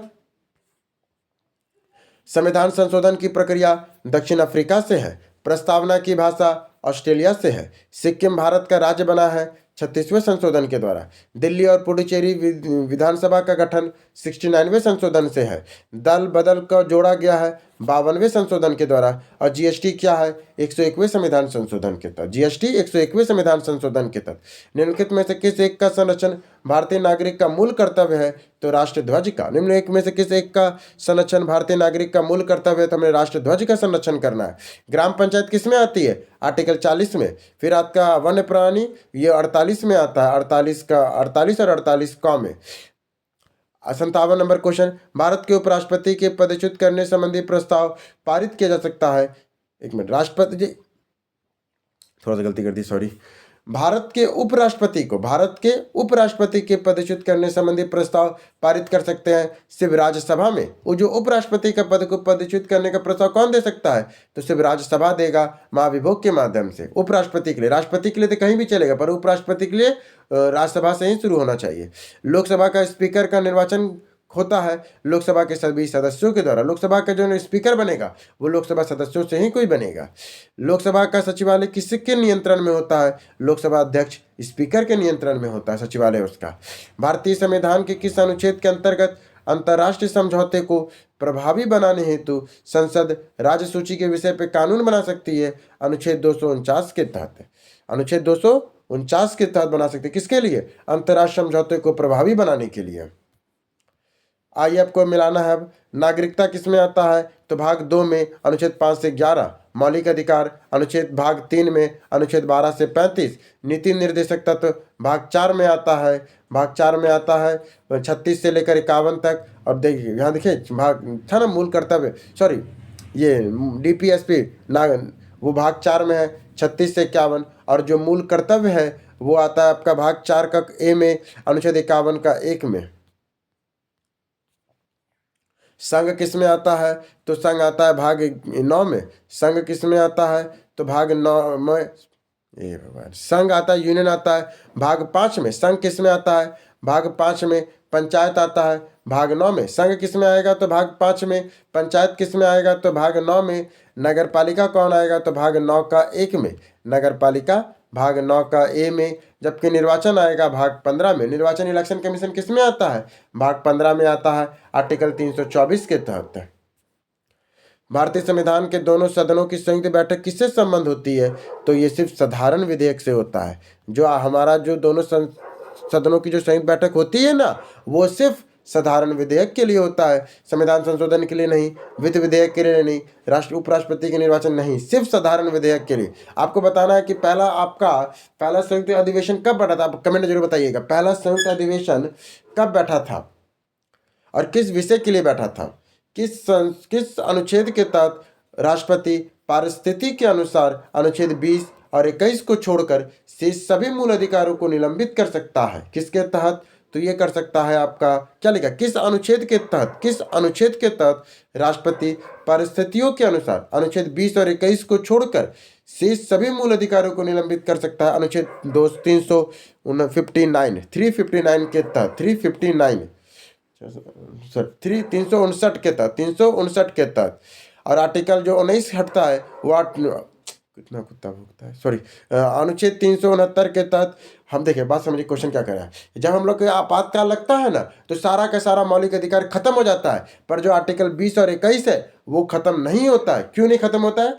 क्योंकि अनुच्छेद 369 के तहत ऐसा नहीं करते हम लोग, ठीक है, अनुच्छेद 359 के तहत। और जो आर्टिकल 19 खत्म होता है वो 358 के तहत खत्म होता है। ये बहुत डीप हो गया क्वेश्चन, इतना डीपली नहीं पूछता है, फिर भी याद कर लीजिए कि जब सारा मूल अधिकार किससे निलंबित होगा, तो 359 के तहत निलंबित होगा। दिल्ली विश्वविद्यालय के चांसलर के पद कौन होता है? दिल्ली विश्वविद्यालय का चांसलर कौन होता है? तो ये राष्ट्रपति होते हैं मेरे ख्याल से, इसमें राष्ट्रपति होते हैं दिल्ली के चांसलर। दिल्ली का जो, क्योंकि ये केंद्रीय विश्वविद्यालय है ना, तो केंद्रीय विश्वविद्यालय के चांसलर तो राष्ट्रपति होंगे। चलिए, ऐसे गलत होता बताइएगा, इसका सही आंसर क्या? मुझे पक्का यकीन है कि इसके राष्ट्रपति हैं। आइए, कौन सा सम्मिलित नहीं है? परिसीमन आयोग, अनुच्छेद 82 में है। परिसीमन आयोग किस में है? तो अनुच्छेद 82 में है परिसीमन आयोग, अनुच्छेद 82 में है। राष्ट्रपति को क्षमादान की शक्ति अनुच्छेद 72 में है। राष्ट्रपति को क्षमादान की शक्ति अनुच्छेद 72 में है। राज्यसभा के सभापति उपसभापति की चर्चा की गई है 79 में। राष्ट्रपति के सभापति उपसभापति की चर्चा की गई है 79 में। और गणपूर्ति के कोरम की चर्चा है कितने? तो 100 में। गणपूर्ति, एक मिनट, हाँ, राष्ट्रपति की गणपूर्ति की चर्चा किस में है? तो ये है आपका 100 में। गणपूर्ति की कोरम किस में है? 100 में। और अध्यक्ष आते हैं, लोकसभा का जो अध्यक्ष होता है वो 93 में। राज्यसभा के सभापति उपसभापति की चर्चा की गई है 79 में। आपको इसको मिलाना है, ठीक है, चलिए मिलाते हैं। लोक लेखा समिति क्या करेगी? वित्तीय समिति होती है। लोक लेखा समिति कैसी है? एक वित्तीय समिति। पूछेगा, लोक लेखा समिति एक वित्तीय समिति है। याचिका समिति क्या है? एक तरह की कार्यकारी समिति। याचिका समिति क्या है? एक तरह की कार्यकारी समिति है। स्टॉक बाजार और स्पैम संयुक्त समिति किसका है? तो ये तदर्थ समिति थी। जो स्टॉक बाजार के स्कैम के लिए एक संयुक्त समिति बनी थी, ये एक तदर्थ समिति थी। और विभागीय समिति क्या है? ये स्टैंडिंग समिति है। विभागीय समिति कैसा है? ये एक स्टैंडिंग समिति है। संविधान का कौन सा अनुच्छेद उच्च न्यायालय को उसके द्वारा दिए गए निर्णय अथवा आदेशों को पुनर्लेखन हेतु अधिकृत करता है? अनुच्छेद 137 करता है। मैंने कहता है कि जो हाईकोर्ट के द्वारा, जो कौन, उच्चतम न्यायालय, सुप्रीम कोर्ट, कौन सा अनुच्छेद, उच्चतम बोला ना, उच्चतम मान रहा कि सुप्रीम कोर्ट के द्वारा उसके द्वारा दिए गए निर्णय अथवा आदेशों को पूर्वालोकन हेतु, माने फिर से रिव्यू कर सके, कौन अधिकृत करता? अनुच्छेद 137 करता। कौन करता है? 137 करता है। उच्चतम न्यायालय द्वारा आज तक की दूसरी सबसे बड़ी खंडपीठ कौन है? दूसरी सबसे बड़ी खंडपीठ कौन है? तो गोलकनाथ केस है 11 जजों का। और सबसे बड़ा खंडपीठ कौन था? केशवानंद केस था, आर्टिकल 13 जजों का था, ठीक है। उच्चतम न्यायालय के फैसले के विरुद्ध किस अनुच्छेद में का तहत उच्चतम न्यायालय में अपील करने का अधिकार है? तो अनुच्छेद 132 के तहत है। कहता है उच्च न्यायालय के फैसले, जो हाईकोर्ट का अगर कोई फैसला दिया, उसके विरुद्ध आप सुप्रीम कोर्ट में कौन सा अपील कर सकते हैं? कौन से आर्टिकल के तहत? तो आर्टिकल 132 के तहत आप कर सकते हैं। आर्टिकल 132 के तहत। किस राज्य के राज्यपाल के द्वारा अध्यादेश ऑर्डिनेंस का अनुमोदन होना आवश्यक है? तो राज्य की विधायिका के तहत। राज्य की विधायिका के तहत। आइए अब इसको मिलाते हैं, वरीयता क्रम में कौन कौन पहले कौन कौन आता है। सबसे पहले तो भैया आपके राष्ट्रपति आएंगे। सबसे पहले कौन आएंगे? राष्ट्रपति। द्वितीय स्थान पर उपराष्ट्रपति। तीसरे स्थान पे प्रधानमंत्री। चौथे पे राज्यों के राज्यपाल उस राज्य में। चौथे राज्यों के राज्यपाल उस राज्य में आएंगे। पांचवें में आपके आएंगे भूतपूर्व राष्ट्रपति। पांचवें में आएंगे भूतपूर्व राष्ट्रपति। छठे में आएंगे भारत के मुख्य न्यायाधीश। छठे में कौन आएंगे? हमारे जो सीजीआई होते हैं, मुख्य न्यायाधीश। सातवें में आएंगे कैबिनेट मंत्री या मुख्यमंत्री, अपने राज्यों में मुख्यमंत्री और कैबिनेट मंत्री। आठवें में आएंगे राजदूत, एम्बेसडर, जो विदेशों के जो राजदूत होते हैं ना, वो आठवें नंबर पे आएंगे। केंद्र सरकार तथा राज्यों के मध्य आर्थिक संबंधों का विवेचना की गई है अनुच्छेद 368 से 381 तक। जो केंद्र सरकार और राज्यों के बीच जो आर्थिक संबंधों की विवेचना की गई, किसमें की गई है? अनुच्छेद 368 से 281 तक की गई है। भारतीय संविधान के संबंध में कौन सा युग्म सुमेलित नहीं है? तो कौन कौन सा सुमेलित है? 1 समवर्ती सूची है, पोस्ट ऑफिस सेविंग बैंक संघ सूची है, लोक स्वास्थ्य राज्य सूची का है, जबकि स्टॉक एक्सचेंज संघ सूची है। ठीक है, राज्य सूची समवर्ती सूची में स्टॉक एक्सचेंज नहीं आएगा, ये एक संघ सूची है। 1 किस में है? तो समवर्ती सूची, स्टॉक एक्सचेंज संघ का सूची है, पोस्ट ऑफिस भी संघ है, जबकि लोक स्वास्थ्य जो हेल्थ होता है वो राज्य सूची का विषय है। निम्नलिखित में से कौन सा एक वित्त आयोग का कार्य नहीं है? वित्त आयोग किससे बनता है? 280 तक। उसका कार्य कौन कौन है? आयकर का विभाजन करना है, उत्पाद शुल्क का विभाजन करना ये भी है, सहायता तदर्थ अनुदान का निर्धारण करना ये भी है, व्यापार कर का विभाजन करना ये नहीं, ये जीएसटी काउंसिल करती है। व्यापार कर का विभाजन कौन करेगा? जो जीएसटी काउंसिल होगा वो करेगा। व्यापार कर जो अप्रत्यक्ष कर लगता है ना जीएसटी, वो जीएसटी काउंसिल करेगी, ना कि वो करेगा वित्त आयोग। निम्नलिखित में से कौन सी योजना आयोग के राज्य सरकारों के बीच समन्वयकर्ता का कार्य करता है? कौन है जो योजना आयोग तथा राज्य सरकारों के बीच समन्वयकर्ता का कार्य करता है? तो राज्य विकास परिषद करता है। 6 अगस्त 1952 को बना था। भारत में पहली बार लोक सेवा आयोग की स्थापना किस अधिनियम के से हुई है और वह कौन सा है? तो गवर्नमेंट ऑफ इंडिया एक्ट 1919 के तहत लोक सेवा आयोग का भारत में पहली बार स्थापना किया गया था। कौन सा एक्ट के तहत? गवर्नमेंट ऑफ इंडिया एक्ट 1919 के तहत किया गया था। आपातकालीन प्रतिनिधि अनुपातिक प्रतिनिधि की व्यवस्था निर्वाचन क्रिया प्रणाली के रूप में सुनिश्चित करती है अल्पसंख्यक प्रतिनिधियों को। क्या कहता है? अनुपातिक जो प्रतिनिधि की व्यवस्था, अब अनुपातिक प्रतिनिधि की व्यवस्था निर्वाचन क्रिया प्रणाली में किस रूप को सुनिश्चित करती है?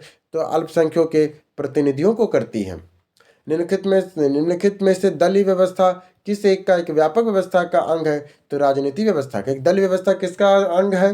तो एक राजनीतिक व्यवस्था का अंग है दलीय व्यवस्था।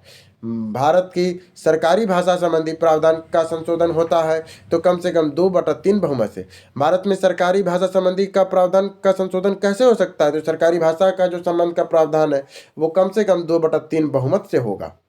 निम्नलिखित में से कौन पंचायत की संरचना के उपबंध को अधिकृत करता है? राज्य की विधानमंडल करता है। पंचायत की संरचना को कौन बना सकता है? तो राज्य की विधानमंडल बना सकता है। आइए हम लोग शब्दावली देखेंगे और उसका विवरण का कार्य देखेंगे। जैसे कि प्रश्नकाल, बैठक का घंटा 11 से 12 घंटा। शून्यकाल कितना से कितना होता है? 12 से 1 के बीच में। अविश्वास प्रस्ताव केवल लोकसभा में पेश हो सकता है। संचित निधि 266 में है। आकस्मिक निधि 267 में। संचित निधि कौन देगा? तो संसद देगा 266 के तहत। आकस्मिक निधि कौन देगा? तो 267 के तहत राष्ट्रपति देगा।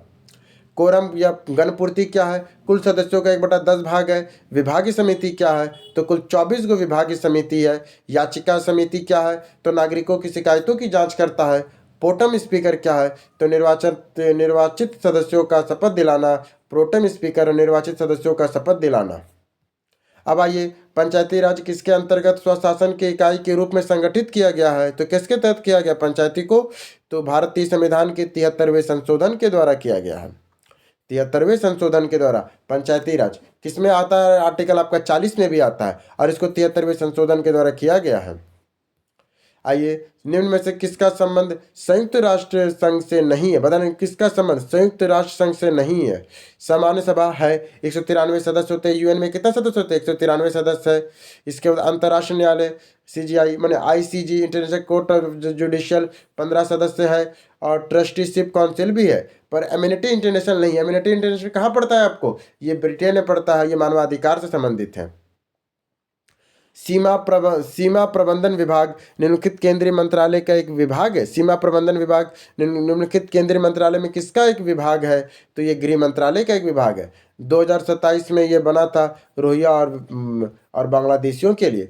सीमा प्रबंधन विभाग किसका विभाग है? तो गृह मंत्रालय का है।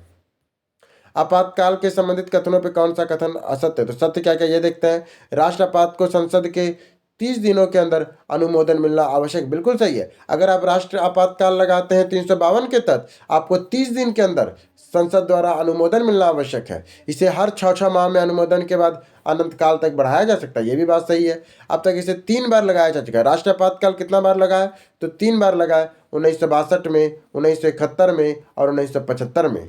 जब मंत्रिमंडल लिखित सिफारिश करेगी तब होगा, ये भी बात सही है। राष्ट्रपति स्वयं लागू कर एकदम नहीं, राष्ट्रपति कभी स्वयं लागू नहीं कर सकता। उसे मंत्रिमंडल के द्वारा लिखित, मंत्रिमंडल ना किसी प्रधानमंत्री नहीं, पूरा मंत्रिमंडल लिखित रूप में देगा राष्ट्रपति को कि राष्ट्र आपातकाल लगाइए, तब राष्ट्रपति आपातकाल लगाएगा। मंत्रिमंडल की चर्चा किस अनुच्छेद में की गई है? जो मंत्रिमंडल की चर्चा किस अनुच्छेद में है? तो 352 है। पूरा जो हमारा संविधान है ना, पूरा संविधान सिर्फ एक आर्टिकल 352 ही है जहां पर मंत्रिमंडल की चर्चा है। बाकी 74 और 75 में मंत्री परिषद की चर्चा, मंत्रिमंडल में पूरा आ जाता है। इसी कारण पूछेगा मंत्रिमंडल की चर्चा किस में है? तो 352 में है। अब आइए, उपराष्ट्रपति की चर्चा किस अनुच्छेद में है? उपराष्ट्रपति की चर्चा 63 में है। उपराष्ट्रपति की चर्चा किस में है? तो 63 में है। भारत के विधिक अधिकारी कौन होता है? भारत का जो विधिक अधिकारी कौन है? तो वो महान्यायवादी है 76 के तहत। एससी का सुप्रीम कोर्ट का ये वकील होता है। महाधिवक्ता कौन है? तो ये राज्यों का होता है 165 के तहत। कैग कौन है? तो सीएजी तो कंट्रोलर अकाउंट जनरल होता है 148 के तहत। और सुप्रीम कोर्ट किस में आता है? तो 124 में सुप्रीम कोर्ट आता है। संसद के गठन की चर्चा किसमें की गई? संसद के गठन, या राज्यसभा लोकसभा का बात नहीं हो रहा है, या संसद का गठन का बात हो रहा है, तो वो संसद का 79 में होगा, राज्यसभा 80 में होगा और लोकसभा 81 में होगा। लोकसभा का अध्यक्ष और उपाध्यक्ष की चर्चा की गई है। लोकसभा के अध्यक्ष और उपाध्यक्ष की चर्चा किसमें की गई है? तो ये किया गया आपका 79 में, 89 में किया गया है लोकसभा के अध्यक्ष और उपाध्यक्ष की चर्चा। ऐसी राज्यसभा में सभापति होते हैं और एक उपसभापति होते हैं।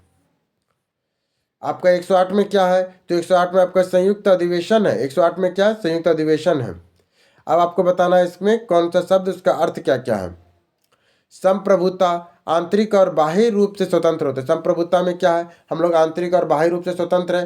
पंथ निरपेक्ष सेकुलर क्या है? राज्यों का अपना कोई धर्म नहीं है। गणतंत्र मतलब क्या होता है? गणतंत्र मतलब होता है राष्ट्र का अध्यक्ष निर्वाचित होगा। गणतंत्र का मतलब क्या होता है? राष्ट्र का जो अध्यक्ष हो, जैसे हमारा राष्ट्रपति है वो निर्वाचित होता है, इसका मतलब हम लोग गणतंत्र है। और सामाजिक न्याय का मतलब क्या है?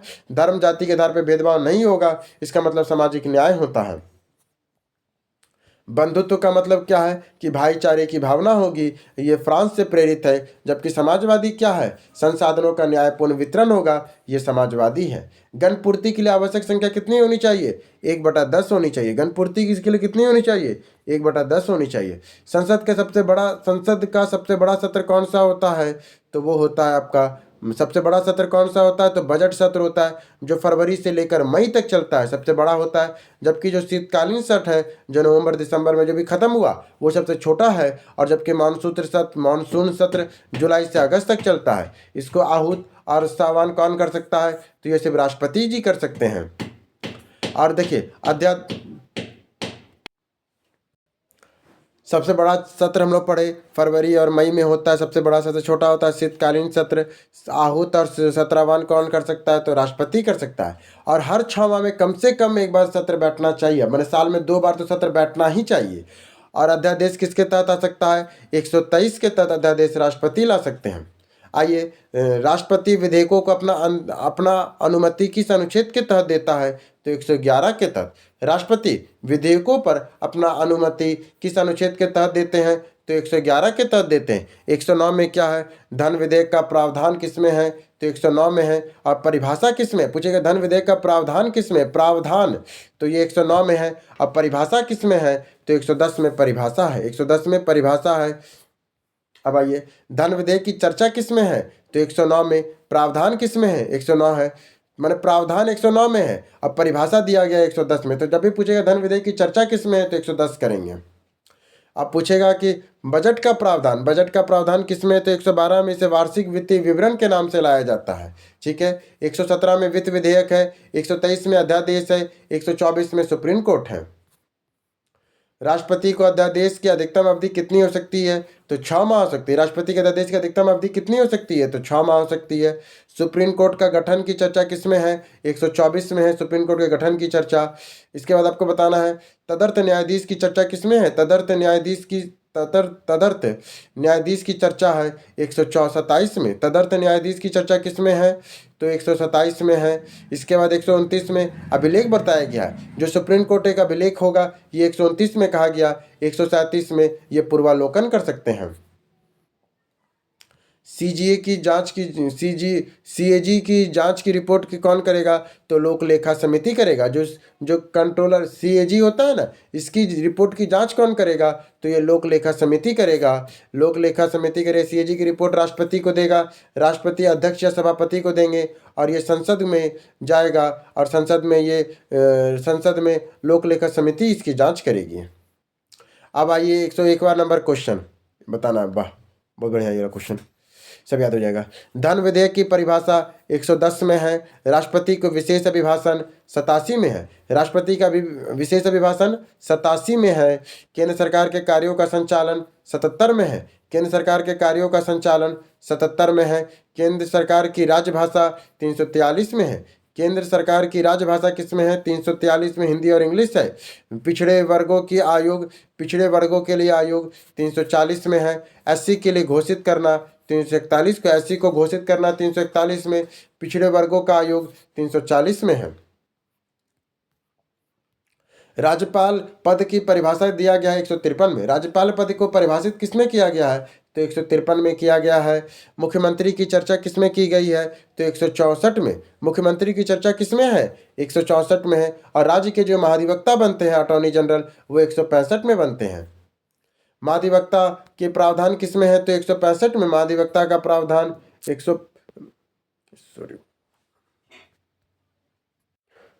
माफी चाहेंगे थोड़ा सा, चलिए। भारतीय संविधान में नागरिकता नहीं प्राप्त, क्या एक मिनट, एक आगे छूट गया क्या, आगे पीछे हो गया, 2 मिनट, माफी चाहिए, जरा सा आगे पीछे हो जाता है तो हो जाता है गड़बड़। चलिए फिर से शुरू करते हैं।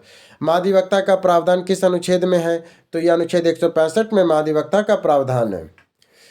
आपको बताना है विधानमंडल का प्रावधान किस अनुच्छेद में है। विधानमंडल का प्रावधान किस अनुच्छेद में है, तो ये 168 में विधानमंडल है। 170 में आपको विधानसभा मिलेगा, 171 में विधान परिषद मिलेगा। मतलब कि 168 में बोला गया है कि विधानमंडल होगा, 168 में विधानमंडल होगा, जबकि विधानसभा 170 में, विधान परिषद 171 में। 6 राज्यों में विधानसभा है।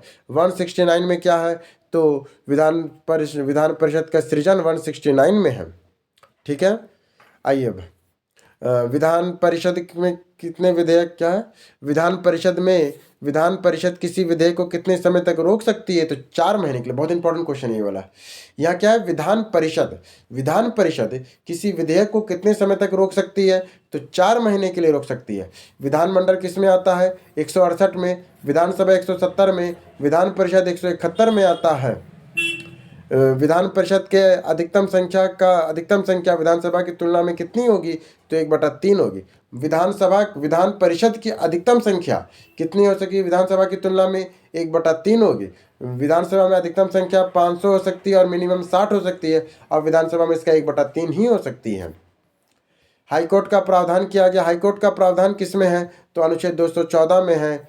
भारत में भी 25 गो हाई कोर्ट है। कितना हाई कोर्ट है? 25 हाई कोर्ट है। 214 में प्रावधान है। पंचायतों से संबंधित कौन सा कथन असत्य सत्य क्या क्या है? पंचायतों के लिए 1/3 आरक्षित है। बात सही है। पंचायतों में 1/3 महिलाओं के लिए आरक्षित है। महिलाओं के लिए 1/3 सीटें आरक्षित है। भारत में त्रिस्तरीय पंचायत है, ये भी सही बात है। पर बहुत सारे राज्यों में 4 स्तर भी है, पर चलेगा। भारत में त्रिस्तरीय पंचायत वैसा सही है। पंचायतों में सत्ता का विकेंद्रीकरण किया गया, ये भी बात सही है। पंचायतों का कार्यकाल 5 साल का होता है, जिसकी पहली बैठक की होती है, ये भी बात बिल्कुल सही है। पहली बैठक से 5 साल का होता है। 73वां संशोधन लागू हुआ था 24 अप्रैल 1973 को। 73 जो पंचायत कब से लागू हुआ है? तो 24 अप्रैल 1973 को लागू हुआ। 73 बोले 93 को, 24 अप्रैल 1993 1993 को। 73वां संविधान संशोधन कब लागू हुआ? तो 24 अप्रैल 1993 1993 को लागू हुआ। गैर संवैधानिक निकाय कौन सा है? गैर संवैधानिक निकाय कौन सा है? तो राष्ट्रीय विकास परिषद और राष्ट्रीय योजना आयोग, ये दोनों गैर संवैधानिक है। गैर संवैधानिक और संवैधानिक मत मानिए। गैर संवैधानिक मतलब कि जो संविधान के द्वारा नहीं बोला गया, इसका मतलब ये नहीं कि वो गैर संवैधानिक हो गया, मतलब असंवैधानिक हो गया। वित्त आयोग का कार्यकाल कितना होता है? तो ये 5 साल का होता है। बिहार दरोगा टॉनिक बैच में ही हम लोग कर रहे थे। आइए, ये तो सर का ही ये PDF है। अगर आपको ये PDF चाहिए तो हमारे टेलीग्राम चैनल में जाइएगा, वहाँ मुझे मैसेज कीजिएगा तो मैं आपको बताऊंगा ये कैसे मिलेगा। प्रथम संशोधन कब हुआ था? 1951 में। भूमि सुधार के लिए है अनुसूची 9 का। 86वां संविधान संशोधन, सिक्किम को पूर्ण राज्य का दर्जा मिला। 86वां संशोधन के द्वारा सिक्किम को पूर्ण राज्य का दर्जा मिला। 42वां संशोधन के द्वारा लघु संविधान बोला गया। 44वां संविधान संशोधन के द्वारा संपत्ति के अधिकार का समापन हुआ। 44वां संविधान संशोधन के द्वारा 52वां संविधान संशोधन दल बदल के संविधान अनुसूची 10 में है। और जबकि 61वां संविधान संशोधन मताधिकार का अनुच्छेद 18 से संबंधित है। 73वां संशोधन पंचायत से संबंधित है। 24 अप्रैल 1993 93 से लागू हुआ। 74वां संविधान संशोधन नगर पालिका से संबंधित अनुच्छेद 12 अनुसूची 12 में है ये। 84वां संशोधन संसद की सीटों से संबंधित है। 2026 तक बढ़ाया गया था 84वां संविधान संशोधन के द्वारा। 91वां संशोधन मंत्रिमंडल का कार्य संबंधित है, 15% है। 122वां संविधान संशोधन विधेयक GST से संबंधित है। संशोधन 101वां हुआ था। ये विधेयक नंबर 122वां था, पर यह संशोधन 101वां कहलाएगा। 125वां जो विधेयक था वो जनरल कास्ट को जो 10% का जो EWS का कोटा दिया गया था उससे संबंधित है। वित्तीय आपातकाल का प्रावधान अभी तक संविधान में कितनी बार लगाया गया है? तो वित्त आपातकाल एक बार भी नहीं लगा। ये 360 के तहत आधार। हमने कहाँ से लिया वित्त आपातकाल?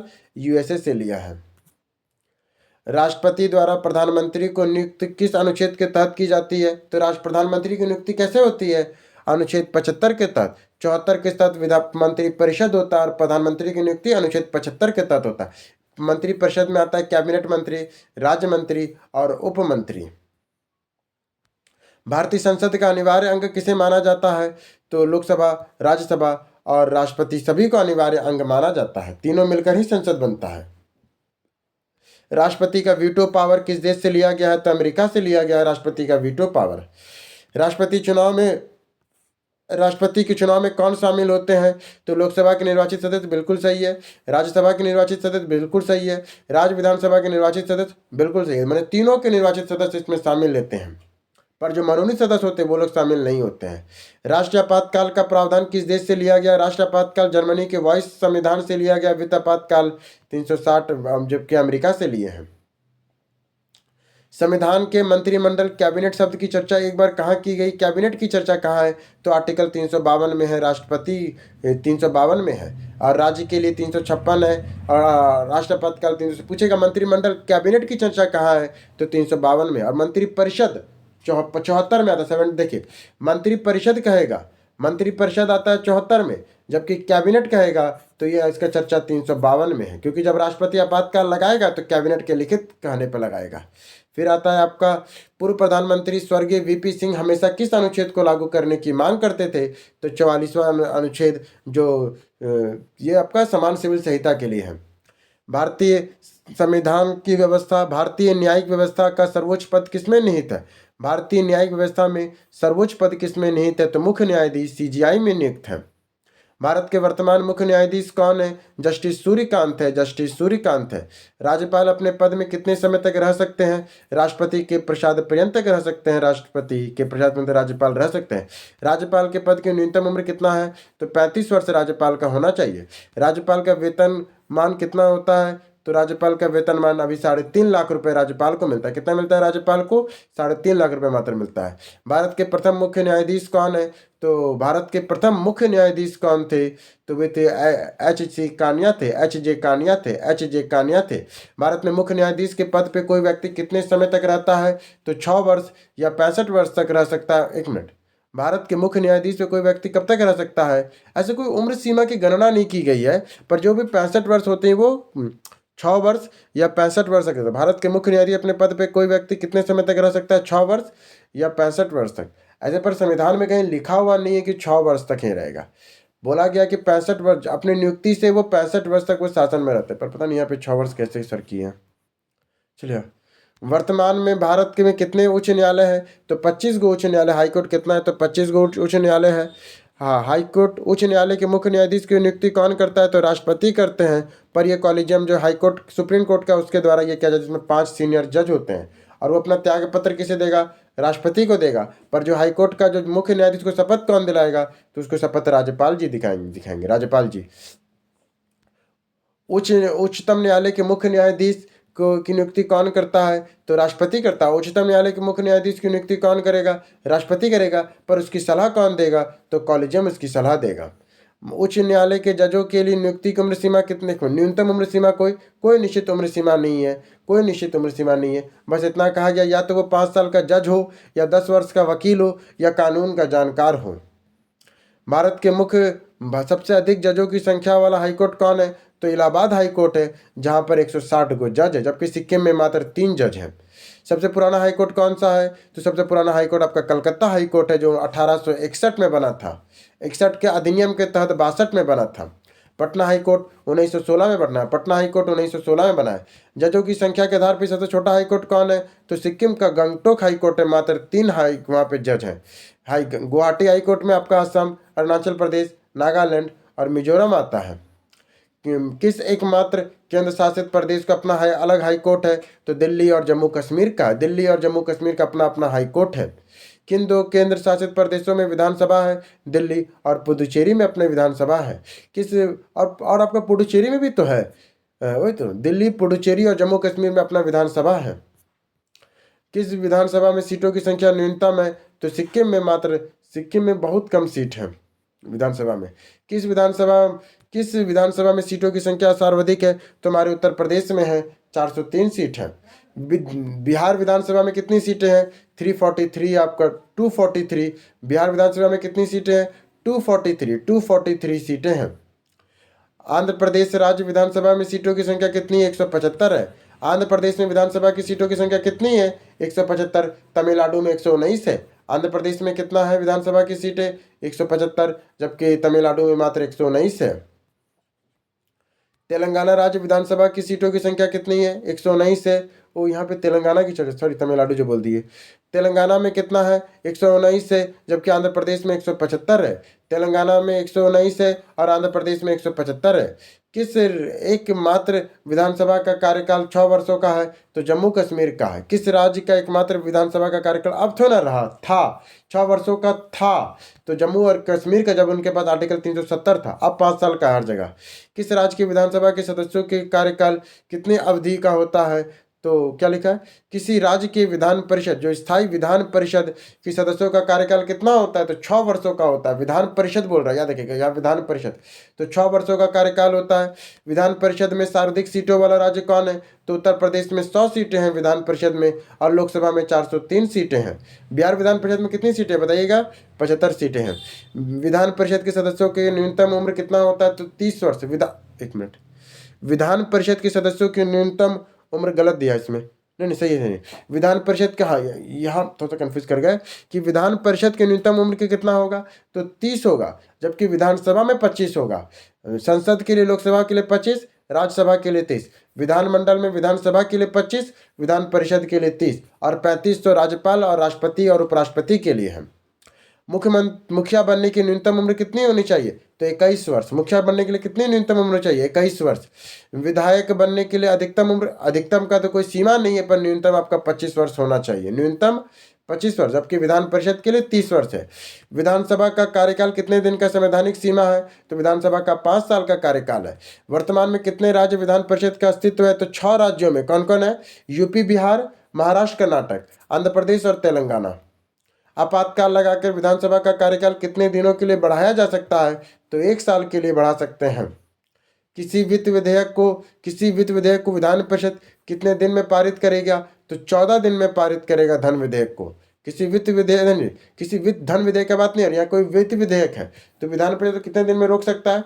3 महीने के लिए। जबकि धन विधेयक को सिर्फ 14 महीने के लिए और साधारण विधेयक को 4 महीने के लिए। फिर जब आपको कन्फ्यूजन होगा थोड़ा क्लियर कर देते हैं। जैसे मान लीजिए धन विधेयक है तो 14 दिन तक धन विधेयक को रोकेगा।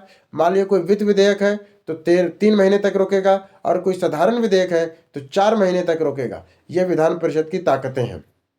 किसी गैर वित्तीय विधेयक को विधान परिषद कितने महीने तक, एक मिनट, किसी गैर वित्तीय विधेयक को विधान परिषद कितने दिन तक रोक सकता है? तो 3 महीने तक। किसी गैर वित्तीय विधेयक को 3 महीने तक ही रोक सकता है। और वित्त विधेयक को, किसी वित्त विधेयक को विधान कितने तक? 3 महीने तक। गैर वित्तीय विधेयक को भी 3 महीने तक। कंफ्यूज करती है यार, अच्छा बात नहीं है मेरा। विधान परिषद का सृजन और उन्मूलन, ऐसे कौन आएगा इतना लास्ट, कोई नहीं आएगा। विधान परिषद का सृजन या उन्मूलन करने का अधिकार किसका है? तो संसद का है। विधान परिषद का सृजन या उन्मूलन करने का अधिकार किसका है? तो संसद का है। विधानमंडल 168 में है, विधानसभा 170, जबकि विधान परिषद 171 में है। 169 में विधान परिषद का सृजन के बारे में लिखा गया है। देखिए विधानमंडल किसमें है? तो 168 में, विधानसभा 170, विधान परिषद 171 में है। सबसे पहले राष्ट्रपति शासन किस राज्य में लगा था? तो पंजाब में लगा था, पेप्सू में 1951 में लगा था। सबसे लंबी अवधि तक राष्ट्रपति शासन किस राज्य में लगा है? तो पंजाब में लगा है। सबसे न्यूनतम अवधि तक राष्ट्रपति शासन कब लगा है? तो बिहार में लगा है, मात्र 8 दिन के लिए लगा है, न्यूनतम के लिए। सबसे अधिक बार राष्ट्रपति शासन किस राज्य में लगा है? तो उत्तर प्रदेश में लगा है, 10 बार। सबसे अधिक बार राष्ट्रपति शासन किस राज्य में लगा है? तो उत्तर प्रदेश में 10 बार वहाँ राष्ट्रपति शासन लगा है। नहीं, सबसे अधिक बार राष्ट्रपति शासन मणिपुर में लगा है, जबकि उत्तर प्रदेश में 10 बार लगा। मणिपुर में क्वेश्चन थोड़ा कंफ्यूजन है, सॉरी। हम जहाँ तक पढ़े मणिपुर है सबसे ज़्यादा राष्ट्रपति शासन वहाँ लगा है, पर यहाँ बोल रहा भारत में अब तक कितनी बार वित्त आपातकाल लगाया गया? तो 1 बार भी नहीं लगाया गया। 360 कहाँ से लिए हैं? तो यूएसए से लिए हैं। पूरे भारत में कितनी बार आपातकाल लगा है? 3 बार लगा है। 1962 में, 1971 में, 1975 में। अब तक कितनी बार अनुच्छेद 352 का प्रयोग किया जा चुका है? 303 बार किया जा चुका है। किसी प्रधानमंत्री को विदेश में संदेहपूर्ण मृत्यु हुआ है? तो लाल बहादुर शास्त्री का हुआ है। पद पर रहते हुए किसी प्रधानमंत्री की हत्या की गई है? इंदिरा गांधी और राजीव गांधी। राजीव गांधी का तो पद पर रहते हुए नहीं हुआ है, पर इंदिरा गांधी का रहते हुए हुआ था। राजीव गांधी का जब वो चुनाव लड़ रहे थे तब उनकी हत्या हुआ था। भारत में वर्तमान के मुख्य चुनाव आयुक्त क्या है? कौन है? तो ज्ञानेश कुमार है। किस चुनाव आयुक्त के समय एक संसदीय चुनाव आयोग के 3 सदस्य आयोग में बदल गया टीएन सेशन के समय। एक सदस्य चुनाव आयोग को 3 सदस्यों में बदल दिया गया टीएन सेशन के समय में। प्रथम मुख्य चुनाव आयुक्त कौन थे? तो सुकुमार सेन थे। चुनाव आयुक्त की नियुक्ति कौन करता है? तो राष्ट्रपति करता है चुनाव आयुक्तों की नियुक्ति। मुख्य चुनाव आयुक्त अपने पद पर कितने समय तक कार्यरत रहते हैं? 6 वर्ष या 65 वर्ष, जो भी पहले प्राप्त हो। चुनाव आयोग के संबंधित अनुच्छेद कौन सा है? तो 324 है। चुनाव आयोग से संबंधित 324 है। कानून के समक्ष समानता कानून के समक्ष समानता किसमें है? आर्टिकल 14 में है कानून के समक्ष समानता। सरकारी नौकरी में सबके लिए समान अवसर उपलब्ध हुए, कहाँ वर्णित है? आर्टिकल 16 में वर्णित है कि नौकरी के लिए सभी के लिए समान होगा। आग कारण गिरफ्तार नहीं किया जा सकता है, अनुच्छेद 22 के तहत आग कारण गिरफ्तार नहीं कर सकते हैं। आर्टिकल 22 के तहत आर्टिकल 24 घंटे में जज के पास लाना पड़ता है वकील। आर्टिकल 4 यूपीए पर यूएपीए और एनएसए के तहत कर सकते हैं। किसी भी व्यक्ति कोई भी नागरिक उपाधि नहीं दिया जाने के संबंधित किससे? तो अनुच्छेद 18 से। कोई भी नागरिक को उपाधि नहीं दिया जा सकने का संबंध किससे? तो अनुच्छेद 18 से है।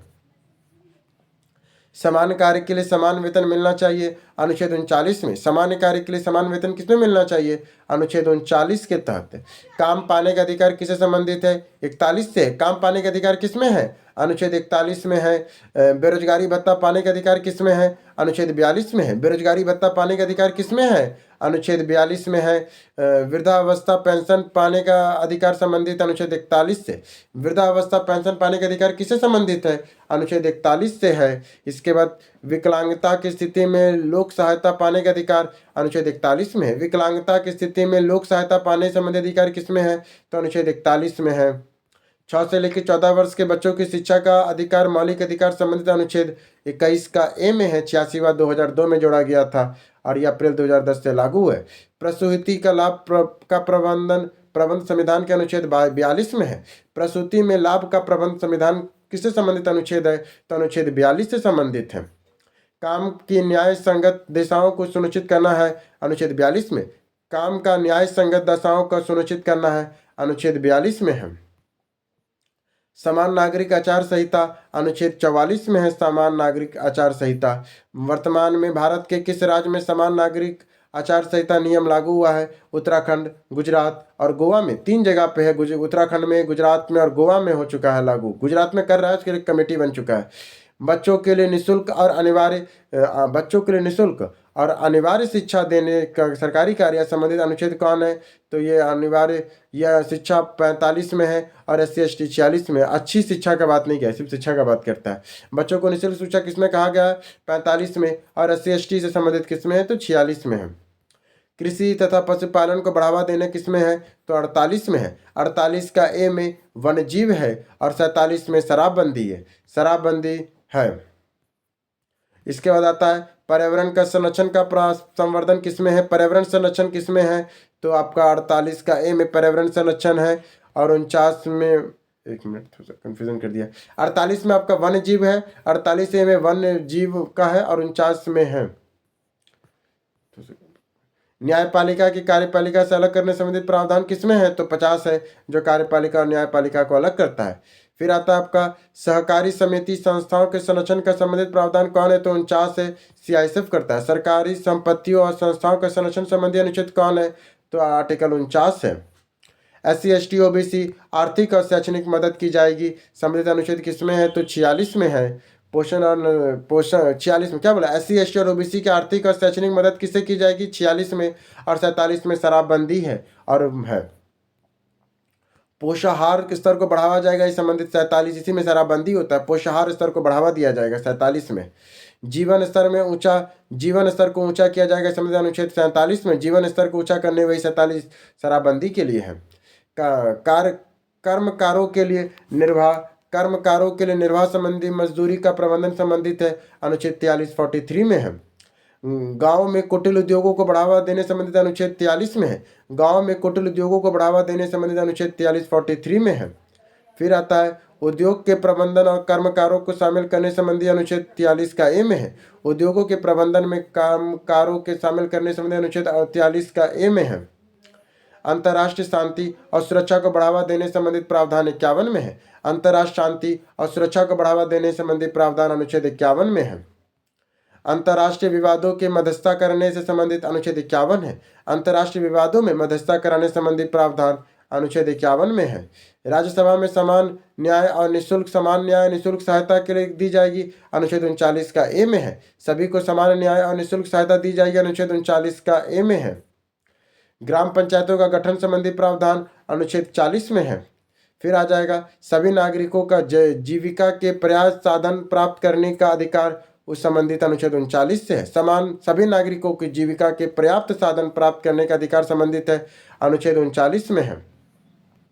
सामुदायिक और भौतिक संसाधनों में सर्वोच्च रूप से साधन हो ताकि अधिकतम कल्याण हो सके, यह संबंधित अनुच्छेद 39 में है। समुदाय के भौतिक संसाधनों का सर्वोच्च रूप से साधन हो ताकि अधिकतम कल्याण हो सके, संबंधित अनुच्छेद किसमें है, अनुच्छेद 39 में है।